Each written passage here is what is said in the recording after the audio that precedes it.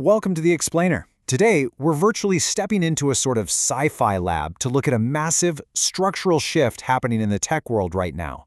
We're talking about moving away from these massive, monolithic AI factories and pivoting towards something entirely different. It's a revolution that's absolutely going to change the hardware in our homes, the privacy of our own thoughts, and really, the very architecture of artificial intelligence itself. $50 billion. Let that sink in for a second. That is not the budget for a Mars mission. It's the cost of a single 1 gigawatt centralized AI factory. As NVIDIA's Jensen Huang recently pointed out, these monolithic factories are the backbone of modern AI. They're basically colossal engines turning electrons into intelligence. Think of them as modern Goliaths, literally the most expensive factories in human history, built to process trillions of tokens of information. But here's the catch. This Goliath has some serious physical limits.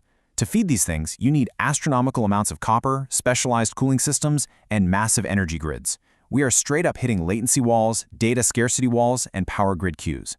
The demand for intelligence is just outstripping our physical ability to build these data centers fast enough. So let's look at Section 1, the centralized AI bottleneck. Okay, let's dive right into this, because the bottleneck isn't just physical, it's highly personal. Think about it. Every single search query you type into a traditional engine is basically a direct log of your thoughts sent straight to a centralized server. Relying entirely on cloud AI means handing over our data sovereignty. Every question you ask, every private document you summarize, it's beamed to a remote warehouse. This is creating a massive privacy risk, and it's actually sparking a huge exodus away from traditional search engines for users who deal with confidential information. Which brings us to Section 2, moving to the edge. So, if this centralized Goliath is too expensive, way too power-hungry, and honestly a bit too intrusive, the solution is the edge. This is the nimble, decentralized David rising up in rebellion. And let's be clear about what we mean here. The edge is a decentralized paradigm where AI models live and process data locally, right on your individual devices. The intelligence isn't happening in some server farm halfway across the country. It's happening right there in your laptop, your phone, and eventually the appliances in your kitchen. The compute power is moving directly into your personal hardware.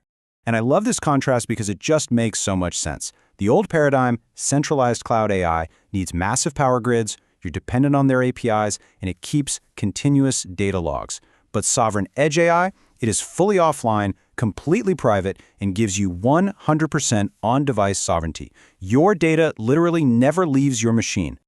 All right, Section 3, the quantization breakthrough. Now, you might be wondering, how on earth do we fit a massive AI brain into a consumer microchip? How do you take a model that usually needs a $50 billion supercomputer and run it on a MacBook? Well, we do it through something called weight quantization. Historically, running AI locally was a no-go because of VRAM bottlenecks. Our hardware just didn't have the memory for it. But researchers figured out how to shrink the model's parameters. They compressed the precision down to 4-bit, and now we're even seeing sub-4-bit levels, like 2-bit sizes.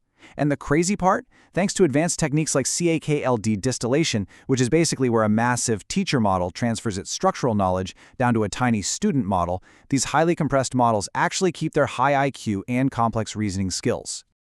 There's a fascinating ecosystem making this whole shebang possible. Take BitDistiller, for example. That's the framework allowing us to do that sub-4-bit local quantization without losing reasoning capabilities. Then you have bit decoding, which hooks directly into your GPU's tensor cores to reduce processing latency by 3 times. 3 times! And when one device isn't quite enough, we look to frameworks like Petals and Bittensor.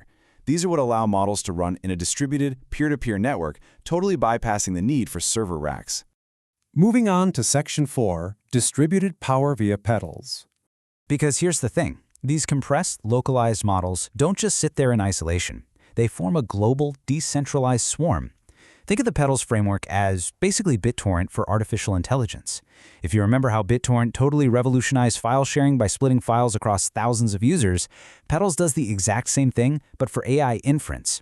It splits massive model layers across public consumer GPUs all over the internet. It literally turns a scattered network of everyday laptops into one collective, decentralized supercomputer. Section 5, BitTensor's Trustless Marketplace. But right about now, you're probably asking, why would anyone volunteer their personal computer to run someone else's AI model? Well, that brings us to the decentralized AI pipeline. It works like this. Step 1, a user submits a query. Step 2, frameworks like BitTensor split that model request across various peers on the network.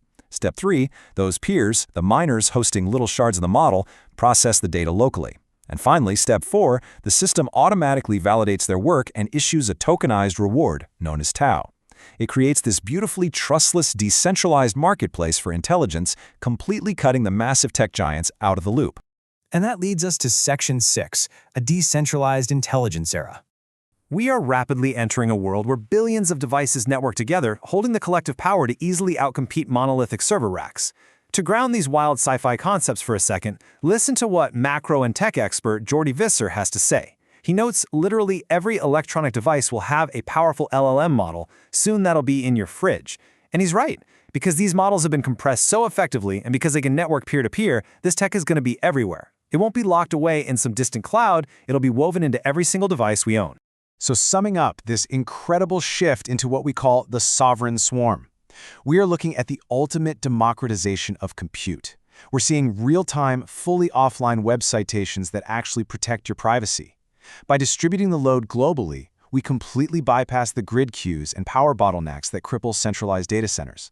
And maybe most importantly, we are waking up to a world filled with billions of independent, agentic thinkers operating seamlessly, right in the background of our everyday lives.